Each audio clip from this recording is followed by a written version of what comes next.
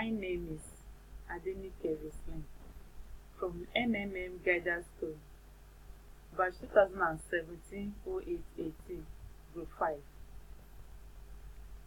I'm here to talk about NMM ideology, rules and regulation, bonuses in few minutes. Happy listening. The modern world is bad, it is inhuman, unfair and unjust. This is the world of money. It is not for people, it is for those who produce money. For bankers and financiers, governments and millionaires. And people are mere pawns in this game, just they serve them as attendants. Why do bankers work less and earn 100 times more? What lies behind the social welfare? Labor. But why do bankers live 100 times better than common people who really work hard? Do the bankers work harder? Definitely they don't. In addition, they do not even produce any material values as opposed to the workers. Why then the difference income is so enormous? Many wonders with all sincerity now. Reading this, well, a banker and a worker, they cannot be compared. The banker, the head of the bank, he has power over money and is well connected. As we are ordinary people, having no power or clout, naturally the banker lives better than we do. Meanwhile, there is nothing natural here. The point is that everyone got used to this state of affairs and take it as a matter of course. People believe that this is the way of the world, that a banker has to live better and it cannot be otherwise. But in reality, things are different and the situation can be changed. But yet, why does the banker work less but live better? Better than the factory worker, miner, oil rigger, or woodcutter? Because the banker has always got money. Exactly. It's all about money. Money, capital letter, money. This is the whole point, the cornerstone, and about it, we should talk in more details. If money is measure of labor, why is the world unjust? So, what is money? Have you ever thought about it? Maybe it is calculation too, or a measure of labor. As we are told from childhood, we have to work and work, because money won't fall down from the sky. It should be honestly and hardly earned. Everyone was led to believe it from the cradle. It's interesting. What would billionaires say to that? Who honestly and hardly earn all their billions? It's ridiculous, isn't it? Well, we work without cease, but what should we expect in the end? No wages and pensions, and no rest but a constant struggle. Struggle with debts, and half-starved old age. You have spent all your life working for billionaires. You have been taking away all your power, energy, and health. You will be squeezed like a lemon, and after that, you'll be just thrown into the dustbin as a write-off. Is it right? But that is the word. This horrific reality of the modern society. This is what we should all expect in the end, almost certainly. Everything ends up in this way for the vast minority of people into this world, as it ended up for their mothers and fathers, grandmothers and grandfathers, and it will end up in the present state of affairs for their children and grandchildren, great-grandchildren, then in their turn for their children and grandchildren, and so on. That is the way of the world. While all of this is wrong, unfair, it must not exist. Why do some people have everything but others have nothing? Why do some people walk in golden slippers but the others barely make ends meet? They don't know how to feed their children, although all of them work honestly. Why does this happen? Yes, we are all the people. We are equal, aren't we? Then why? because there is a lie around us, a huge, continuous, monstrous, embezzling lie. Do not believe anything that is broadcasted daily on TV by standard and well-grown masters of life. And people are not equal, and the money is not even a measure of labor. All of this is insolent and shameless lie. We are surrounded by lie, and still most people trust it all and continue to live in the unfair and unjust world. Why do they cheat you? Just to make it easier to control you. Is every one of us equal? It's nonsense. Imagine yourself as a billionaire now, or even as an ordinary worthless member of the parliament. Are you equal? In what? You live in a different way, eat in a different way, and rest in a different way. In one day, he spends more than you spend for a year.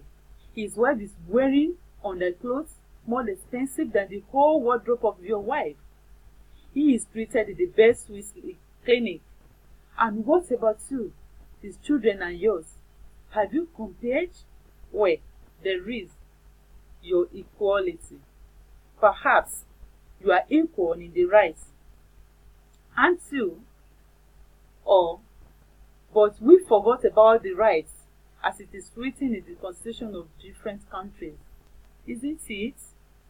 But let's try to find out what kind of equal rights do we have with others or bankers. Just a curious. The right to work. Well, we have such a right. However, some really work for peanuts, whereas the others hardly do anything, any millions and billions. Is it normal? The right to elect and to be elected. Well, you can elect, of course, you are welcome. And what about to be elected? Here is quite a different story. To take part in election campaigns, you need a lot of money. And where is it coming from? You will never earn it as a typical worker. Therefore, in the government, there are the people who have extensive financial stock.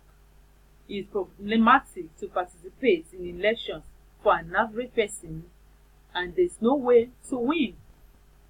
In fact, people are not equally in anything. A constantly progressing social inequality. Here is the real picture. So, what is money? Now, we move on to money.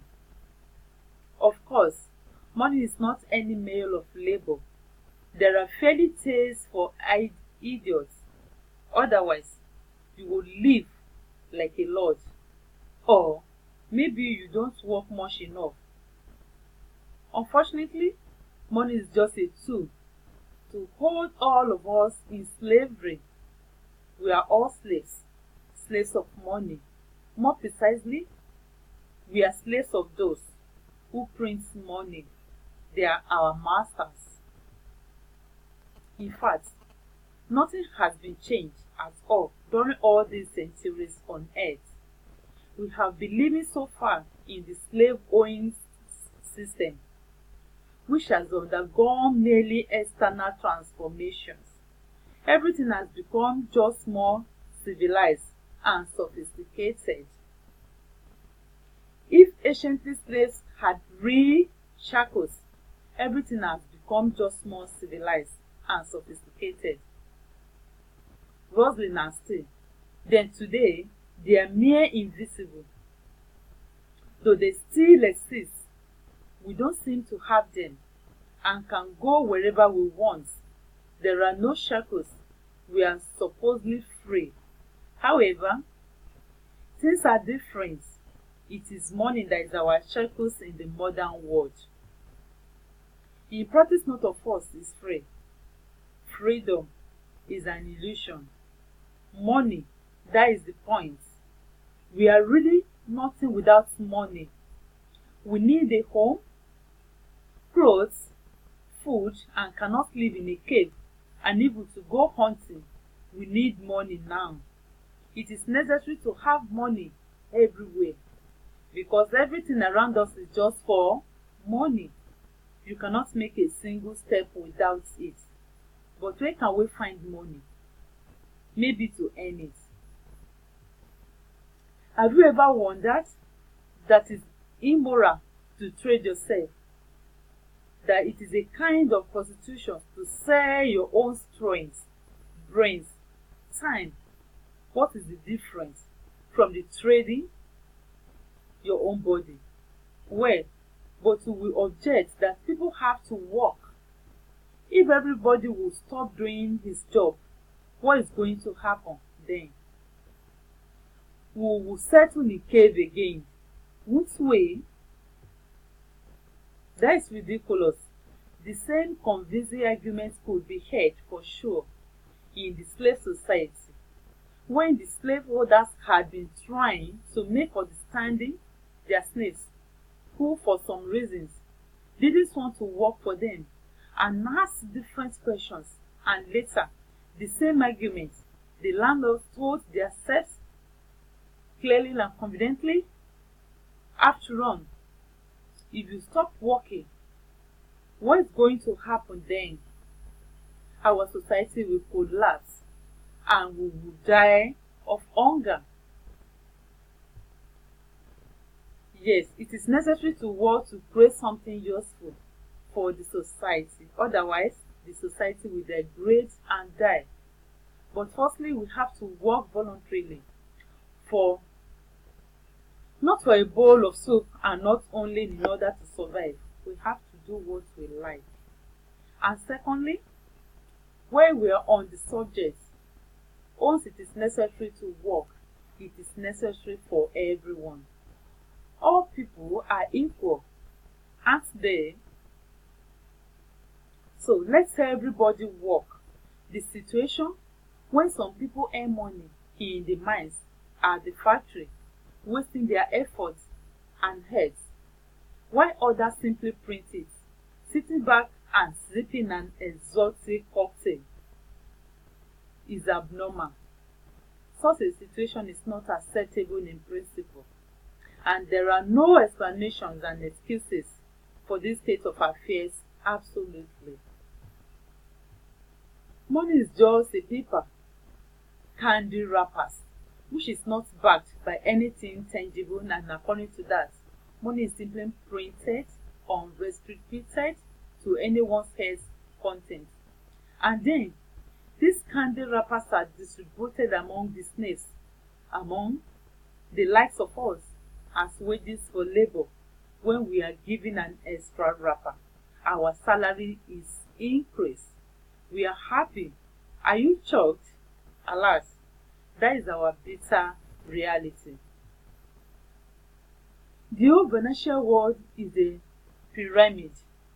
How is the financial world organized? It is a pyramid. The US Federal Reserve System is at the top of it. The Fed creates dollars. How much? As much as they want. Of course, Fed adhere to some of their own internal rules and regulations. They try, for example, not to create too many dollars to prevent complete devaluation of the currency, and etc. But in principle, the Fed can create as many dollars as they want. At least there are no any external limitations for that. Absolutely. The US Fed is guided solely by the reasons of expediency. The lower level of this global pyramid are the central banks of different countries. All other local national banks are situated on even lower levels. Of course, all of us, this is slightly simplified, but in general, everything reflects an overall picture. Actually, do we need banks? Speaking figuratively, bank plays the role of blood vessel in the social organism. Through these vessels, the money blood from the heart, the central bank, enters all its organs. Money, blood, watch these organs. It brings life to them. Such an interesting comparison.